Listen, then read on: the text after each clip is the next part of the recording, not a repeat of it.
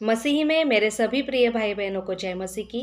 आज सुबह जब मैं बाइबल अध्ययन कर रही थी तो एक वचन की ओर मेरा ध्यान बहुत ज़्यादा केंद्रित हुआ और उस वचन को पढ़ते ही मैं बहुत ज़्यादा आत्मा में व्याकुल हो गई और उसी वचन को मैं आज आपके साथ बांटना चाहती हूँ। हम वचन देखेंगे यूहन्ना अध्याय 2 उसका वचन 13 से लेकर 17 तक। यहूदियों का फसह का पर्व निकट था और यीशु यरूशलेम को गया। उसने मंदिर में बैल भेड़ और कबूतरों के बेचने वाले और सराफों को बैठे हुए पाया। तब उसने रस्सियों का एक कोड़ा बनाकर सब भेड़ों और बैलों को मंदिर से निकाल दिया और सराफों के पैसे बिखरे दिए और पीढ़ों को उल्टा दिया और कबूतर बेचने वालों से कहा, इन्हें यहाँ से ले जाओ, मेरे पिता के घर को व्यापार का घर मत बनाओ। तब उसके चेलों को स्मरण आया कि लिखा है, तेरे घर की धून मुझे खा जाएगी। इस वचन में हम पहली बार प्रभु यीशु मसीह को बहुत ही आक्रामकता में आते हुए देख पाते हैं। जहाँ पर वो जब आराधनालय में आ रहे थे तो उसी समय उन्होंने देखा कि आराधनालय के बाहर बैल भेड़ों को बेचने वाले कबूतरों की पीढ़ों को लेकर वहाँ पर बैठे हुए लोग देखकर वो आक्रामक हो गए। उन्होंने एक रस्सी का कोड़ा बनाकर सबको वहाँ से भाग निकाला और वहाँ पर शिष्यों को याद आया कि लिखा है कि तेरे घर की धून मुझे खा जाएगी। प्रभु यीशु मसीह को उसके पिता के घर की धून खा जाती थी। लेकिन आज हमें किस चीज़ की धून खा जाती है? आज हम मसीह है, हम विश्वास करते कि हमारे पापों की क्षमा के लिए हमारे प्रभु ने क्रूस पर बलिदान दिया। क्या उस क्रूस का महत्व सिर्फ रविवार को चर्च में आना ही है? क्या उस क्रूस का महत्व बस इतना है कि हम प्रभु यीशु में विश्वास करें और मर जाए? क्या आज प्रभु यीशु मसीह के प्रेम को हम कितना गंभीरता से लेते हैं? मैंने एक वीडियो देखा जहाँ पर चर्च में बहुत सारे लोग बैठे हुए हैं और वहाँ पर कुछ ड्रामा चल रहा था, जिस ड्रामा में कुछ सिपाही बने थे, कुछ भाई बहन, और एक व्यक्ति यीशु मसीह के जैसा पहराव उन्होंने पहना हुआ था और उस भाई को जो अंतिम ना गतसमनी से गुलगुथा को यीशु मसीह को लेकर जा रहे थे, उनके अंतिम यात्रा, वहाँ पर जिस रीति से उनको कोड़ा मारा जा रहा था, उन पर थूका जा रहा था, तो ये सारा ड्रामा उस चर्च में चल रहा था और चर्च में जो लोग बैठे हुए थे वो इतना मतलब हंसकर उस ड्रामे को प्रतिक्रिया दे रहे थे। कोई लोग, अरे वाह कितना अच्छा ड्रामा कर रहे हैं, कितना अच्छा एक्टिंग कर रहे हैं, इस रीति से उस ड्रामे को देख रहे थे। लेकिन मैंने एक भी व्यक्ति को वहाँ पर व्याकुल होते हुए नहीं देखा। एक भी व्यक्ति मुझे वहाँ पर गंभीर नहीं दिखाई गया। तो मैं अचंभित रह गई कि यहाँ पर एक प्रभु यीशु मसीह ने जो बलिदान हमारे लिए दिया, उस बलिदान को यहाँ पर इस ड्रामा के द्वारा प्रमाणित किया जा रहा है, लेकिन उस गंभीरता को कोई भी नहीं समझ पा रहा है। सब अपने दृष्टिकोण से उस ड्रामे का एंटरटेनमेंट ले रहे हैं, एंजॉय कर रहे हैं और वो ड्रामा वहाँ पर ख़त्म हो गया। लेकिन प्रभु यीशु मसीह ऐसे नहीं थे। उनको अपने पिता के घर की धुन हमेशा खाती थी। इसलिए जब उन्होंने यरूशलेम में उस प्रार्थना भवन में व्यापारों को देखा तो वो आक्रामक हो गए और उन्होंने सबको निकाल बाहर किया। जब हम मसीहत में करप्शन देखते, जब मसीहत में हम प्रॉस्पेरिटी टीचर्स के द्वारा प्रचार करके पैसा लूटते हुए देखते हैं, आज कलीसिया में रक्षाबंधन तक आ गया है। आज कलीसिया में लोग यीशु के नाम के पीछे कुछ भी कर रहे हैं और उनको ऐसा लगता है कि हम प्रभु का उद्देश्य पूरा कर रहे हैं। नहीं, यहाँ पर लिखा है कि तेरे घर की धून मुझे खा जाएगी। आज हम एक मसीह होने के नाते हमें किस चीज़ की धून खाती है? देखो, हम पहले अंधकार में थे, मसीह के द्वारा हम ज्योति में आए। लेकिन मैं देख पाती हूँ कि लोगों की वही चिंताएं आज भी है जो उनकी प्रभु में आने के पहले थी। आज लोग वही कर रहे हैं जो वो प्रभु में आने से पहले करते थे।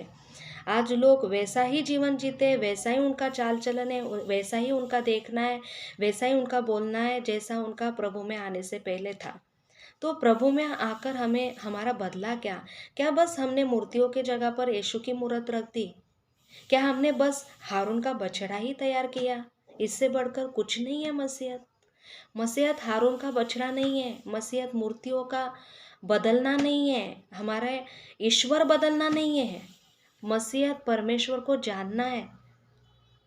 आज कलीसिया में कहाँ खो गए पौलुस, कहाँ खो गए दावीद, कहाँ खो गए पतरस, कहाँ खो गए स्तिफनुस, कहाँ खो गया है फिलिप्पुस? क्या ये सब लोप हो गए? क्या प्रेरितों के कामों के कैरेक्टर बस इतिहास के कैरेक्टर बन के रह गए हैं? क्यों आज ये बातें आज कलीसिया में नहीं दिखाई देती? क्यों वो बलिदान आज कलीसिया में नहीं दिखाई दे रहा है जो पौलुस ने दिया था? क्या आज वो पश्चाताप कलीसिया से लोप हो गया जो पतरस ने किया था? क्यों आज कलीसिया इतना ज़्यादा गैर जिम्मेदार हो गई है? क्यों आज मसीहत इतनी ज़्यादा ठंडी पड़ गई है? इतने ज़्यादा आज हम बिल्कुल निकम्मे बन चुके हैं, कुछ भी आज हमारे अंदर उस ज्योति के काम दिखाई नहीं देते। यीशु को उसके पिता के घर की धून खाती थी। आज हम मसीह होने के नाते हमें किस चीज़ की धून खाती है? हम में से किसी को हमारे ईएमआई पूरे करने की धुन खा रही है, किसी को अपने बच्चों के पढ़ाई का जिम्मेदारी को पूरा करने की धुन खाती है, किसी को अपने पति पत्नी को खुश करने की धुन खाती है, किसी को अपने रिश्तेदारों को संतुष्ट रखने की धुन खाती है, किसी को अपने डिग्री पूरा करने की धुन खा रही है, किसी को अपना करियर अच्छी रीति से स्थापित करने की धुन खा रही है, किसी को अपने भविष्य की धुन खा रही है, किसी को अपने खुद के अभिलाषा को पूरा करने की धुन खा रही है। हम में से किसे आज पिता के घर की धुन खाती है? पता है आपको, अब्राहम ने, शमूएल ने, दावीद ने, हन्ना ने, राहाब ने, दानियल ने और ऐसे बहुत सारे हम देखते हैं कि पुराने नियम के जो कैरेक्टर्स थे, इन्होंने बहुत पराक्रमी काम किए। हम मूसा को देख पाते हैं, दानियल को देख पाते हैं, हम पौलुस को देख पाते हैं, हम पतरस को देख पाते हैं, हम फिलिप्पियुस को, स्तिफनुस के बलिदान को हम देख पाते हैं। इन लोगों ने महान काम की है, लेकिन फिर भी पता है ये लोग सिद्धता को नहीं पहुंचे। हम वचन देखेंगे, इब्रानी है उसका अध्याय 11 का 49 वचन, विश्वास ही के द्वारा इन सब के विषय में अच्छी गवाही दी गई, तो भी उन्हें प्रतिज्ञा की हुई वस्तु न मिली। देखो, विश्वास के सच्चे गवाह, जीवित गवाह ये लोग बने। इन्होंने विश्वास ही के द्वारा इन सब के विषय में अच्छी गवाही दी गई, लेकिन वचन आगे कह रहा है कि तो भी उन्हें प्रतिज्ञा की हुई वस्तु न मिली। क्यों पता है?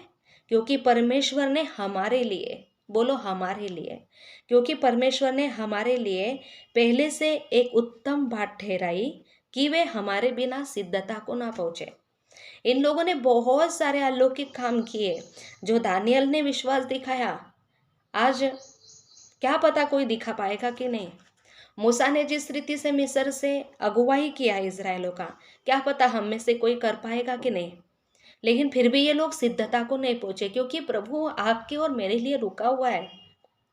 क्योंकि प्रभु आज भी ये चाहत रखता है, क्या पता पौलुस से भी बढ़कर कोई उठ खड़ा ना हो, क्या पता पतरस से भी बढ़कर, फिलिप्पियुस से बढ़कर, मूसा से बढ़कर, कोई दावीद से बढ़कर उठ खड़ा ना हो जाए, तो मैं उनके साथ कैसे पक्षपात करूं भाई, प्रभु कहता है। और इसलिए प्रभु ने यहाँ पर इन लोगों को अब तक सिद्धता को नहीं पहुंचाया, क्योंकि प्रभु हमारे लिए रुका है। और जब हम वो चीज़ पूरा कर लेंगे, तब वो भी और हम भी सिद्धता को पहुंच जाएंगे। देखो प्रभु कितना भला है, आज भी वो पतरस की राह देख रहा है कि कोई दावीद के समान खड़ा हो जाए जो गोलियत को ढेर कर दे। वो राह देख रहा है कि कोई स्तिफनुस के समान, जिसको काम क्या दिया था, भोजन वस्तु पे ध्यान रखने का, और वो सुसमाचार के लिए शहीद हो गया। क्या जाने उससे भी बेहतर कोई स्तिफनुस आज खड़ा हो जाए। प्रभु राह देख रहा है।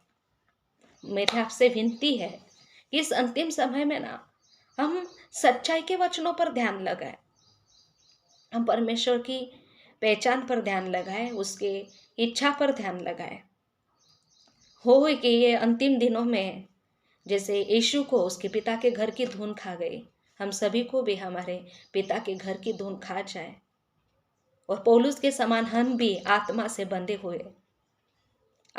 बंधे हुए उसके राज्य को बढ़ाने में लग जाए और हमारे जीवन के द्वारा उसके पिता की इच्छा, हमारे पिता की इच्छा, प्रभु की इच्छा पूरी हो।